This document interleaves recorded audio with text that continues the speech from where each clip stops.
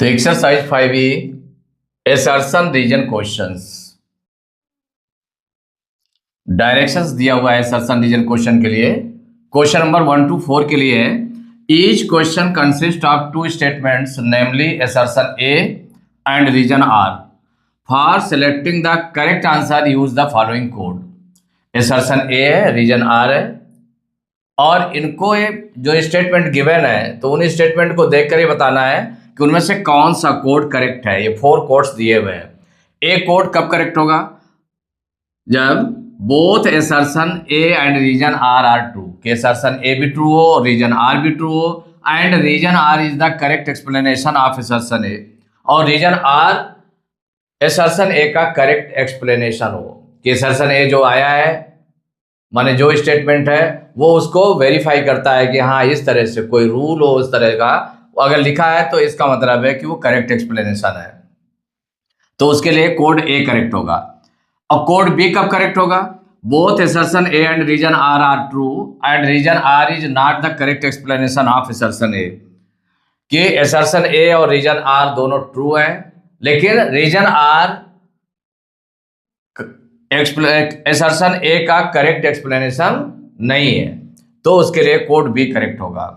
सी कब करेक्ट होगा? Assertion A is true but reason R is false, कि अगर एसर्शन ए ट्रू है और रीजन बी फॉल्स है तो वहां पर सी कोड करेक्ट होगा। और डी कोड के लिए क्या है? Assertion A is false but reason R is true, अगर एसर्शन ए फॉल्स है और रीजन आर ट्रू है तो उसके लिए डी कोड करेक्ट होगा। अब इसका देखिए क्वेश्चन नंबर 1 है इस बेस पर, जिसमें एसर्शन ए का स्टेटमेंट गिवन है। A teacher draws A line on the black board, a student draws a similar line in his notebook kept on the desk. The two lines never meet but still they are not parallel. तो यहां देखें, a teacher draws a line on the blackboard, कि teacher ने क्या किया? Black board पर line बनाई, line draw की। और student draws a similar line in his notebook kept on the desk, desk में जो उसकी बुक रखी है, नोटबुक रखी है, उस पर उसी तरह की एक लाइन बनाई। The two lines never meet but still, माने ये लाइन्स एक दूसरे से मिलेंगे नहीं क्योंकि सेम प्लेन पर नहीं। तो the two lines never meet but still they are not parallel, कि वो पैरेलल नहीं है, पैरेलल नहीं होंगी। दे आर नॉट पैरेलल, वो पैरेलल नहीं है, but still they are not parallel. तो माने स्टेटमेंट आप देखें कि ये करेक्ट है कि नहीं करेक्ट है, कि जब अलग अलग प्लेन पर, माने एक ब्लैक बोर्ड पर और एक नोटबुक पर लाइन ड्रा की जाती है, इसके लिए पैरेलल लाइन होने के लिए हमें क्या चाहिए? कि दोनों का सेम प्लेन होना चाहिए, माने एक ही प्लेन पर दोनों बनाए जाए, चाहे ब्लैक बोर्ड पर बनाए जाए या दोनों नोटबुक पर बनाई जाए। तो इसका मतलब ये स्टेटमेंट कि the two lines never meet but still they are not parallel, कि वो मिलती नहीं एक दूसरे से। माने जब लाइंस हैं तो अब उनको आगे पीछे बढ़ाने पर जब सेम प्लेन पर नहीं है तो कैसे मिलेंगी? तो मिलती नहीं है, दे आर नॉट पैरेलल, लेकिन वो पैरेलल नहीं है। इसका मतलब एक करेक्ट स्टेटमेंट है। यहाँ पर क्या है? करेक्ट है। तो यहाँ पर क्या हो जाएगा? ये ट्रू है स्टेटमेंट। तो इसमें जो सॉल्व करेंगे,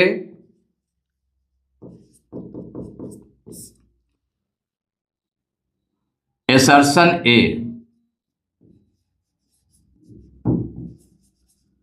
जो एसर्शन ए है इसमें आपने क्या देखा कि एसर्शन ए, इसको पहले डिस्क्राइब करना है। Since both lines are not drawn in a same plane, एक ही प्लेन पर नहीं खींची गई हैं। और इसके लिए क्या जरूरी होता है? कि उसको पैरेलल है कि नहीं है, उसको देखने के लिए कि पैरेलल है लाइन तो पैरेलल तभी होंगे अगर वो नहीं मिलती हैं। अगर उसको हम प्रोड्यूस करें आइदर साइड, किसी भी साइड हम प्रोड्यूस करें उन लाइंस को, अगर वो नहीं मिलती हैं तो इसका मतलब है कि अगर सेम प्लेन पर है तो वो पैरेलल लाइन है, माने वो पैरेलल लाइन होगी। लेकिन उसके लिए क्या है, since both lines are not drawn in a same plane पर नहीं खींची गई, so they are not parallel. So they are not parallel, कि वो पैरेलल नहीं है। Parallel, they are not parallel, कि the two lines never meet है, मीन्स क्या है, not in a same plane, so they are not parallel. Still the two lines never meet.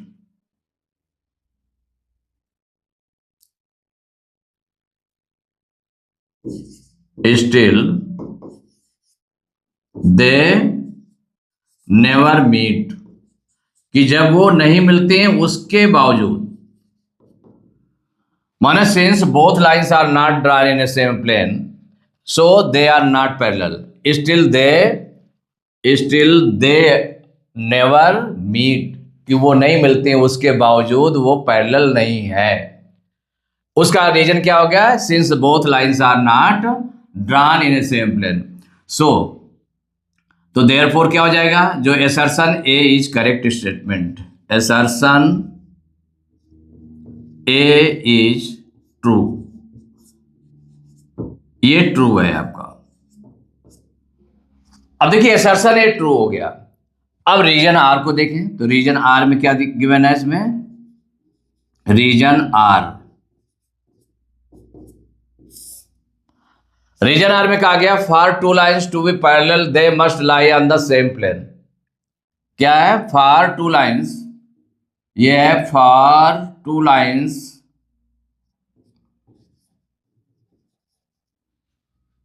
To be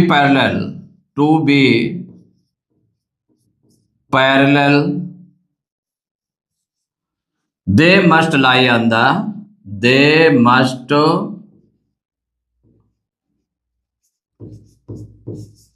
lie on the same plane, on the same plane। माने ये जो explanation है, माने for two lines to be parallel they must lie on the same plane. Parallel देखने के लिए हमें क्या होना चाहिए, कि सेम प्लेन पर होना चाहिए लाइन। वो लाइन कहां पर होनी चाहिए, सेम प्लेन पर। इसका मतलब इस जो एसर्शन ए का जो स्टेटमेंट है उसको वेरीफाई कर रहा है, करेक्ट एक्सप्लेनेशन है।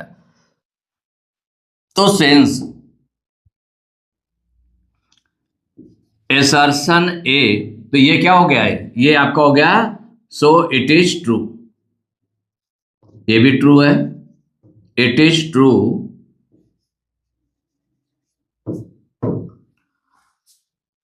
माने reason R is true, so it is true, true and correct explanation of, true. अब इसमें दोनों को मिला करके राइट कर लेंगे,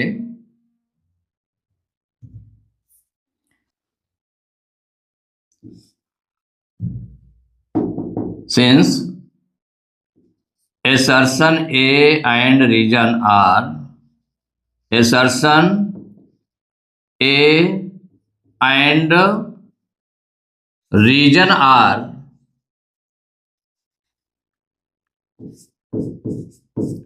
are both true, both true, and reason R is correct explanation, correct explanation, correct explanation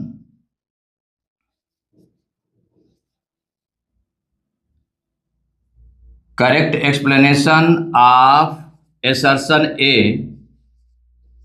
assertion A. सो कौन सा कोड है? Code A is correct, code A is correct, माने कौन सा कोड करेक्ट होगा? कोड ए इज करेक्ट, यही answer हो गया। इसमें देखिए दोनों को आपने डिस्क्रिप्शन दे दिया, इसका एसर्शन ए का था, तो ये जो स्टेटमेंट लिखा हुआ है कि since both lines are not drawn in a same plane so they are not parallel still they never meet, कि वो नहीं मिलती हैं उसके बावजूद वो पैरेलल नहीं है। तो therefore assertion A is true, तो असर्शन ए ट्रू हो गया। अब रीजन आर में देखा कि for two lines to be parallel they must lie on the same plane, so it is true, ये भी ट्रू है। And it is correct explanation of assertion A, और ये करेक्ट एक्सप्लेनेशन, तो इसमें दोनों को मिलाकर देखा गया since assertion A and reason R both true and reason R is correct explanation of assertion A, so code A is correct. यही आपका आंसर हो गया।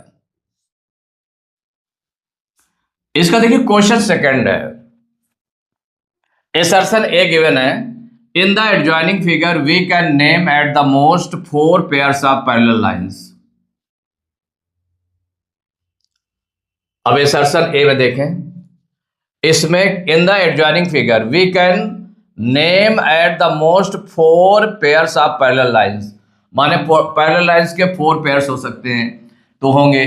तो इसमें देखिए जो वन लाइन वाला ये A B parallel to C D है, ठीक है, और ये B C parallel to D है, और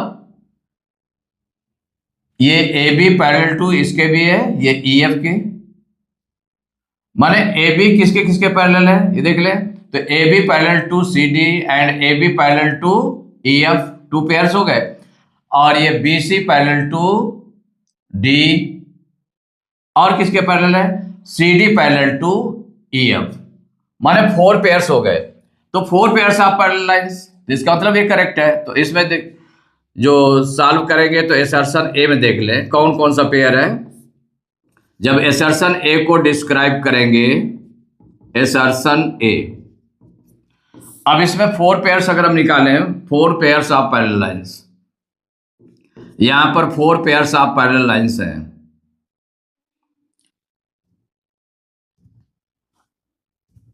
माने इसमें कौन कौन सा हो गया, पैरेलल लाइंस के पेयर्स हो गए, ए बी पैरेलल टू किसके हो गया, ये सी डी, माने जो इसका देखिए जो सेम डायरेक्शन है, डायरेक्शन आपका सेम आ रहा है, तो A B parallel to C D, एक ये हो गया। नेक्स्ट पेयर कौन सा है, A B parallel to E F, A B parallel to E F, इसके भी पैरेलल हो गया, क्योंकि इसका भी देखें कि जो ये इसका डायरेक्शन है वही डायरेक्शन इसका भी है, माने सेम डायरेक्शन है, डायरेक्शन जो आपका सेम है, इसी तरह से जा रहा है, बिल्कुल डायरेक्शन है, माने अपोजिट है इसका, लेकिन अगर इनको हम इंक्रीज करेंगे इस तरह से तो ये पैरेलल लाइंस है, कि जितना एंगल इधर है उतना ही एंगल इधर भी है, तो ये भी पैरेलल लाइंस है। अब ये जो BC है, तो BC किसके पैरेलल है, डी के, थर्ड पेयर हो गया, BC पैरेलल टू डी, और जो फोर्थ पेयर है इसमें CD parallel to EF, CD parallel to EF। तो उसने क्या कहा, in the adjoining figure we can name at the most 4 pairs of parallel lines. तो इसमें क्या हो गया, in the figure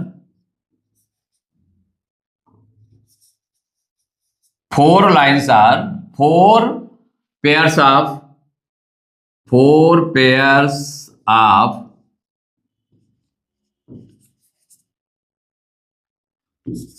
so in the figure 4 pairs of parallel lines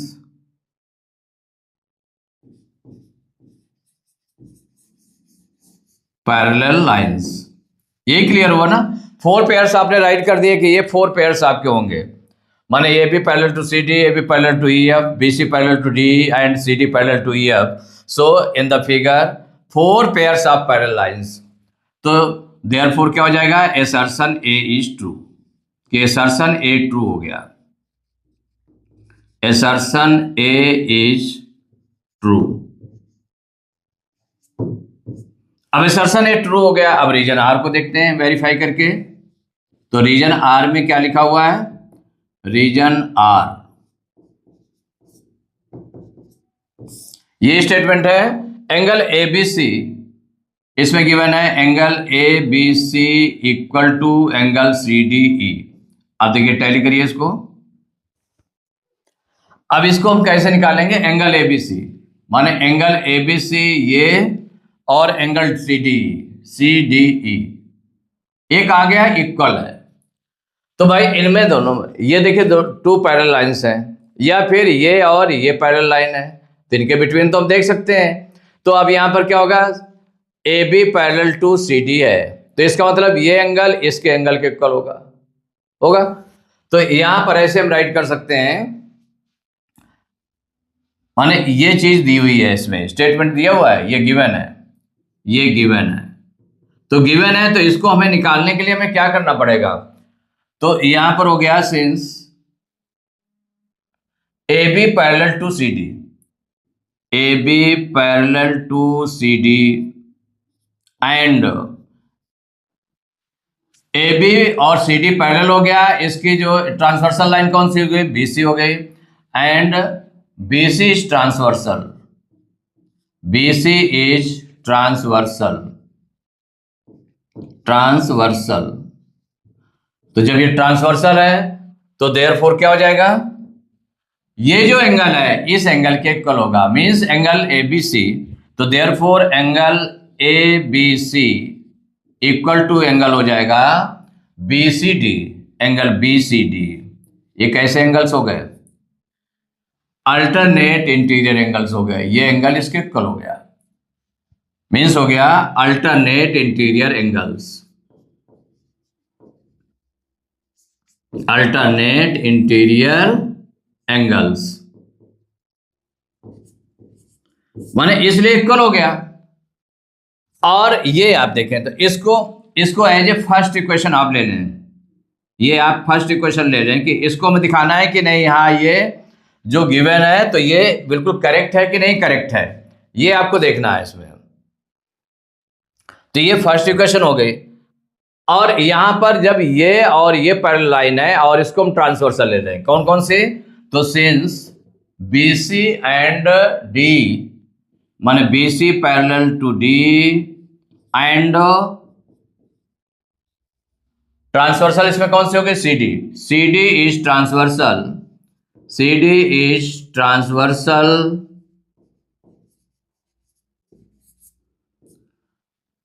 जब सी डी ट्रांसवर्सल है तो देयरफॉर यहां पर देखें कि जो ये और ये लाइन पैरेलल है, तो ये दोनों कैसे एंगल्स हो जाएंगे, अल्टरनेट इंटीरियर एंगल्स हो जाएंगे। तो therefore angle B C D, या हम ऐसे लिख सकते हैं, इसको ऐसे राइट कर दें क्या, एंगल बी सी डी के प्लेस पर एंगल सी डी ई पहले लिख देते हैं, क्या राइट कर देते हैं, देखो उसमें इजी रहेगा थोड़ा सा करने में, कि जब कंपेयर करेंगे तो कंपेयर करने में इजी रहेगा। तो angle C D E, therefore angle C D E equal हो जाएगा angle C D E, equal angle हो जाएगा B C D, angle B C D. ये आपने सेकेंड इक्वेशन ले लिया, और ये भी अल्टरनेट इंटीरियर एंगल्स हैं, alternate interior angles, interior angles. तो जब अल्टरनेट इंटीरियर एंगल्स है तो इनको कंपेयर कर लें, कंपेयरिंग कोई इक्वेशंस नंबर, कंपेयरिंग इक्वेशंस, कौन कौन से इक्वेशंस को कंपेयर करेंगे, फर्स्ट एंड सेकंड। जब फर्स्ट और सेकंड इक्वेशन को कंपेयर करेंगे तो कंपेयर करने में देखिए राइट साइड, इसीलिए राइट साइड हमने लिखा था एंगल बीसीडी को, तो BCD angle right side equal है तो लेफ्ट साइड भी इक्वल होगा। कंपेयर करने पर क्या आ जाएगा, angle A B C equal angle C D E, ये कंपेयर करने पर आ गया। माने फर्स्ट और सेकंड इक्वेशन को जब कंपेयर किया गया तो राइट के इक्वल है तो लेफ्ट के इक्वल होगा।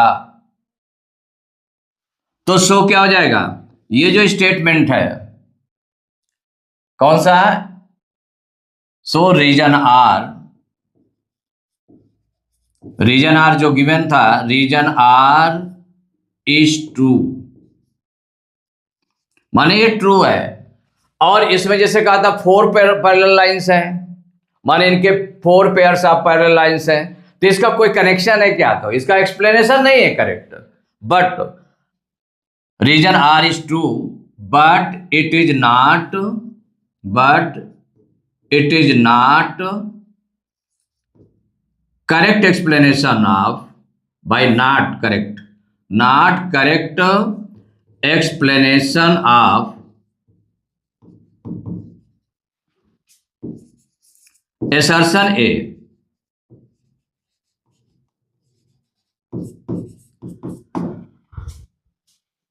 माने assertion A ट्रू था, जो स्टेटमेंट गिवन है उसके अकॉर्डिंग ट्रू है। रीजन आर भी आपने निकाला कंपेयर करने के बाद में, तो ये इक्वल इसके आ रहा है, इसका मतलब रीजन आर भी ट्रू है, तो दोनों ट्रू हैं। तो अब जब दोनों ट्रू हैं तो दोनों ट्रू के लिए 2 स्टेटमेंट्स हैं, 2 कोड्स हैं। एक आपका कोड था ए और दूसरा है बी। ए में क्या है कि करेक्ट एक्सप्लेनेशन होना चाहिए, रीजन आर को करेक्ट, रीजन आर जो है करेक्ट एक्सप्लेनेशन किसका होगा? असर्शन ए का। लेकिन यहां पर क्या देखा कि जो रीजन आर है is not correct explanation of assertion A. तो जब असर्शन ए का करेक्ट एक्सप्लेनेशन नहीं है तो इसका मतलब कोड बी करेक्ट होगा। तो देयरफॉर क्या हो जाएगा? Code B is correct. ये आपका आंसर हो गया। हमें देखना था किस कोड को बिलोंग करता है, किस कोड को बिलोंग करता है, तो कोड बी इज करेक्ट। अब इसके देखिए क्वेश्चन नंबर 3 है, assertion A in the adjoining figure angle 1 equal to angle 5 and angle 5 equal to angle 3। अब इसमें देखें जरा, एंगल 1 इक्वल टू एंगल 5, वैसे देखा जाए तो करेस्पॉन्डिंग एंगल्स है, दोनों इक्वल होना चाहिए, लेकिन ये दोनों पैरेलल लाइंस नहीं है। आप डायग्राम में देखें, फिगर में अगर देखेंगे तो ये आपका ऐसे जा रही है और ये कैसे जा रही है? नीचे की ओर जा रही है, कि दोनों सेम जाना चाहिए, मतलब जिधर को जा रहे हैं तो दोनों सेम जाए कि बीच की डिस्टेंस इक्वल रहे। तो बीच की डिस्टेंस देखिए यहाँ पर कम है और यहाँ पर ज्यादा है, तो इसका मतलब ये पैरेलल लाइंस नहीं है, तो ये इक्वल नहीं होंगी। क्या होंगी? इक्वल नहीं होंगी। तो यहां पर जो क्लैरिफिकेशन इसका देंगे, इसमें गिवन क्या है? Angle 1 equal to angle 5 and angle 5 equal to angle 3, ये गिवन है आपका। क्या है? गिवन है, ये स्टेटमेंट गिवन है। तो जब ये गिवन है कि ये स्टेटमेंट गिवन है आपका असर्शन ए में, तो सॉल्व करेंगे तो इसमें असर्शन ए राइट कर लें कि किसको हम क्लैरिफाई करने जा रहे हैं। तो असर्शन ए, असर्शन ए, देखिए असर्शन ए में क्या गिवन है आपका? Angle 1 equal to angle 5 and angle 5 equal to angle 3, ये आपका गिवन है, ठीक है ना? ये दोनों गिवन है। तो जब ये गिवन है तो अब इसमें हम क्या देखें, क्या कि बोथ पेयर्स आर, माने ये जो दोनों पेयर है angle 1 angle 5 and angle 5 equal to angle 3, ये आपका अल्टरनेट इंटीरियर एंगल्स है। तो सिंस एल एंड कौन सी लाइन है आपकी? Since L and M are not parallel, ये पैरेलल है क्या? आपने ये तो चेक किया, अगर पैरेलल होते तब दोनों इक्वल होते, कि माने अल्टरनेट इंटीरियर एंगल्स इक्वल होते हैं और करस्पॉन्डिंग एंगल्स इक्वल होते हैं। तो since L and M are not parallel, so corresponding angles and corresponding angles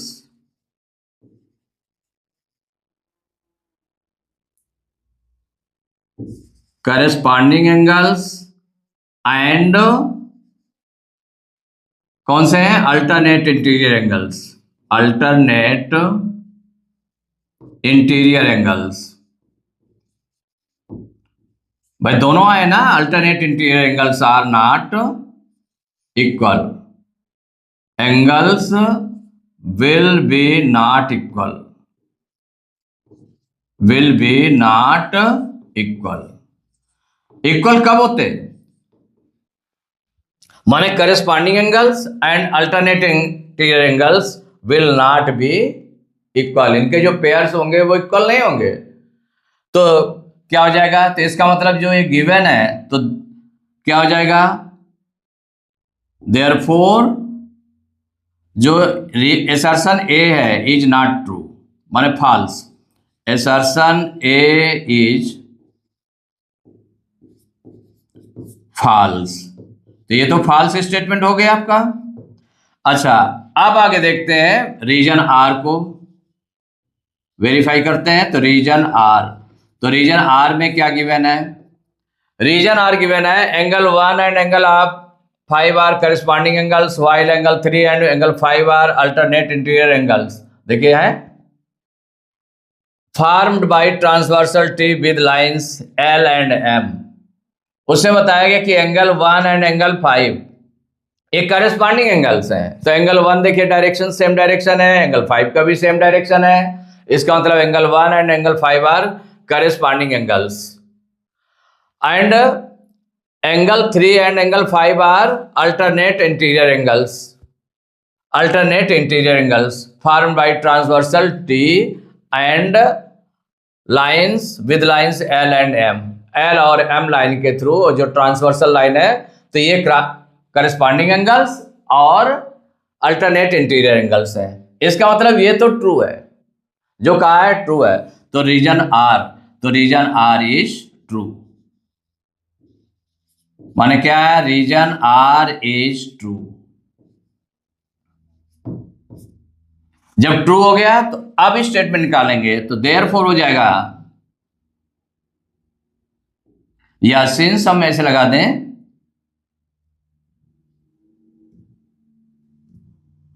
since assertion is A is false, कि कौन सा कोड करेक्ट होगा ये अब आपको पता करना है। तो assertion A is false and reason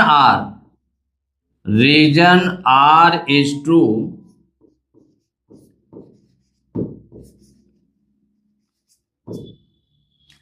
since assertion A is false and region R is true,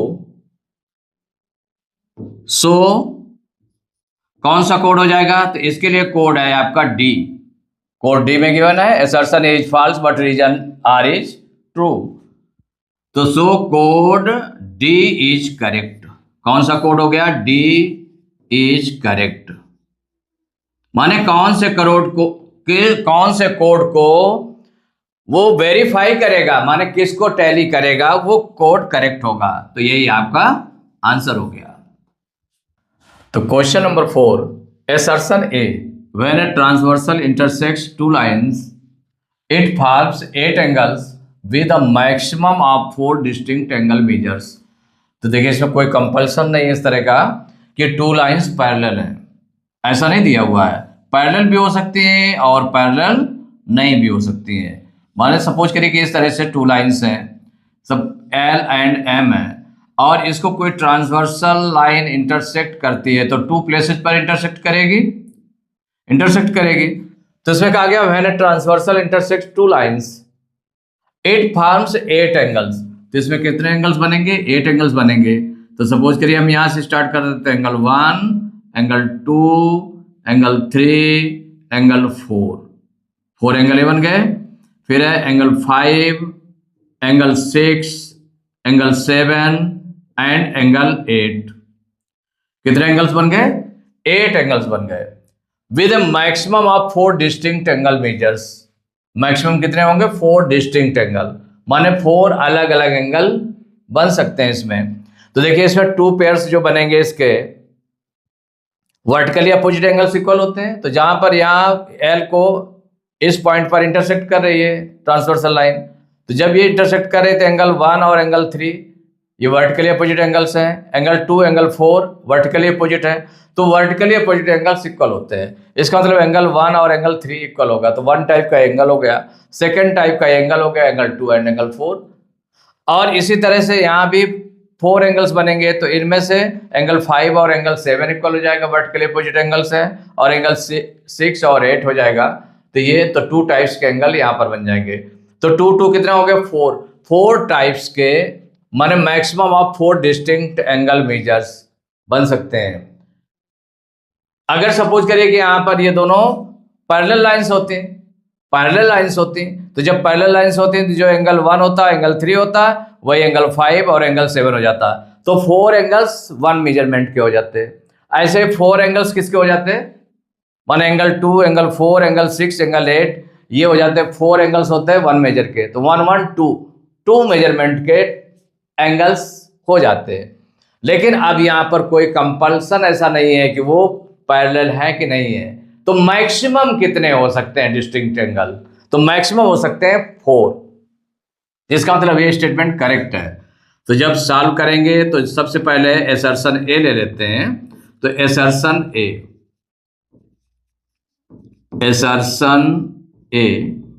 इसमें कहा गया when a transversal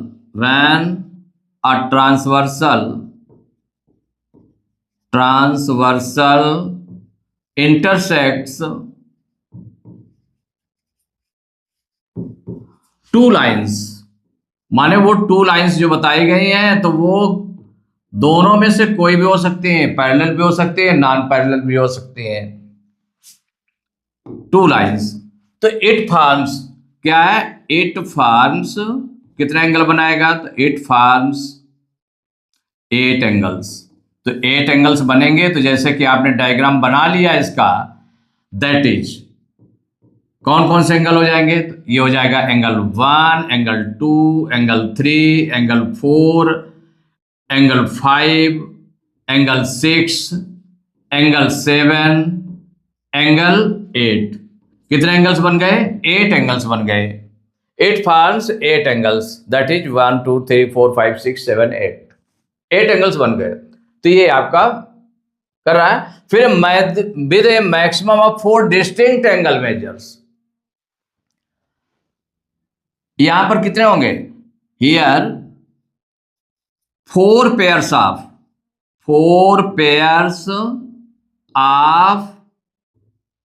vertically opposite angles,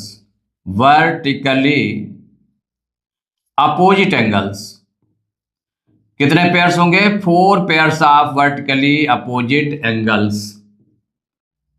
जब 4 पेयर्स होंगे तो इट मीन्स क्या हो गया, तो 4 पेयर्स होंगे तो 4 पेयर्स में 4 टाइप के, और ईच पेयर जो होगा वो इक्वल का होता है, माने and vertically opposite angles are equal, vertically opposite angles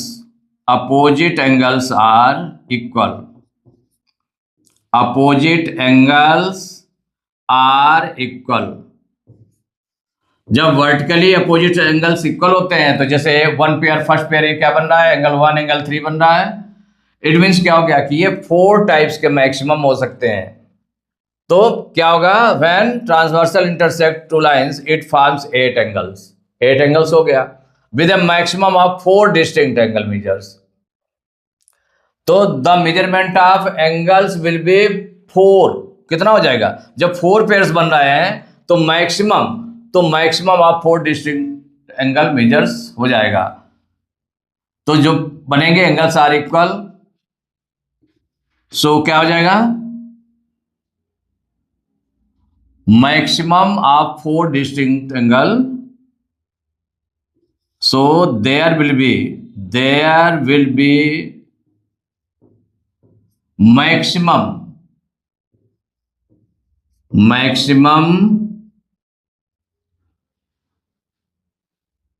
of 4 distinct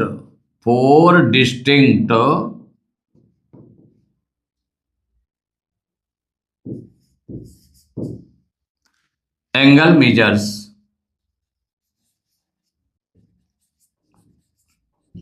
जब 4 पेयर्स बन रहे हैं वर्टिकली अपोजिट एंगल के, क्या बन रहे हैं, कितने पेयर्स बन रहे हैं, तो here 4 pairs of vertically opposite angles and vertically opposite angles are equal.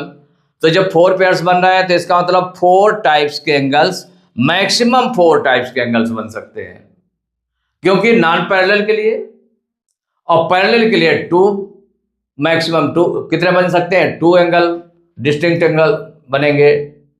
तो जब 2 डिस्टिंक्ट एंगल बनेंगे तो फिर उसमें क्या हो जाएगा कि 2 और मैक्सिमम कितना जा रहा है, 4 जा रहा है नॉन पैरेलल लाइन के लिए।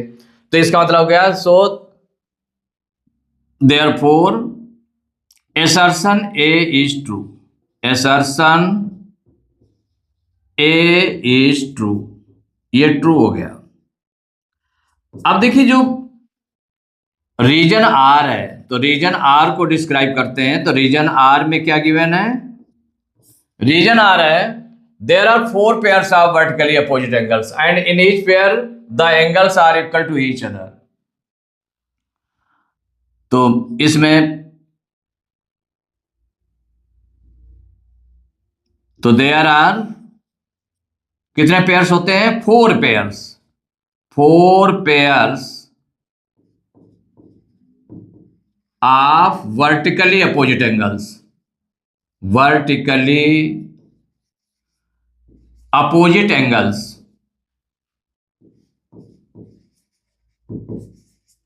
Opposite angles. आप इसमें देख सकते हैं कि वर्टिकली अपोजिट एंगल्स के कौन कौन से पेयर हो गए। ये आपने इसको राइट कर लिया, एंगल 1 कॉमा एंगल 3, और सेकंड पेयर क्या हो गया, angle 2 comma angle 4। Next pair कौन सा हो गया, angle 5 comma angle 7, and fourth pair हो गया एंगल 6 कॉमा एंगल 8। ये 4 पेयर्स हो गए। तो there are 4 pairs of vertical के opposite angles equal to this this this this. 4 pairs आपने राइट कर लिए। But vertically opposite angles are equal, vertically opposite angles are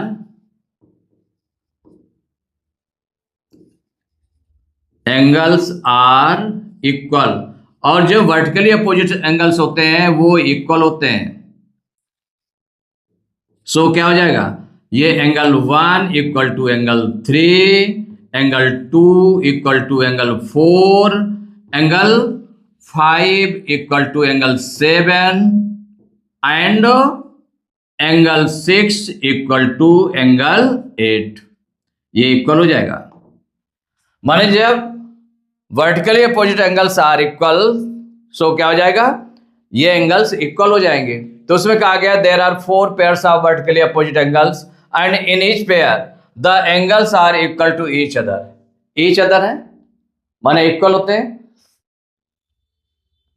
तो इसमें तो रीजन आर क्या हो जाएगा, इसमें रीजन आर,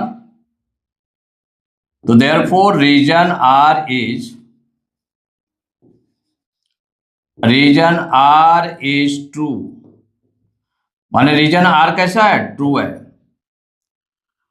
ट्रू एंड, और जो अपोजिट वर्टिकली अपोजिट एंगल्स का एक्सप्लेनेशन किसमें करना पड़ा, मैक्सिमम आप 4 डिस्टिंक्ट एंगल मेजर्स के लिए करना पड़ा। तो इसका मतलब इसका जो है असर्शन ए का बेस्ट एक्सप्लेनेशन है। एंड रीजन आर इज, या it is, and it is the correct explanation, correct explanation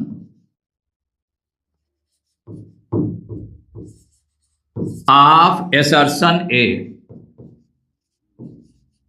assertion A, माने इसका करेक्ट एक्सप्लेनेशन भी है।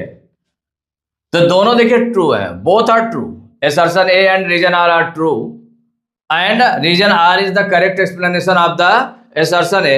so क्या हो जाएगा, कौन सा ऑप्शन हो गया इसमें, तो ऑप्शन ए मीन्स कोड, जो कोड इसमें बताए गए हैं, कोड ए इज करेक्ट,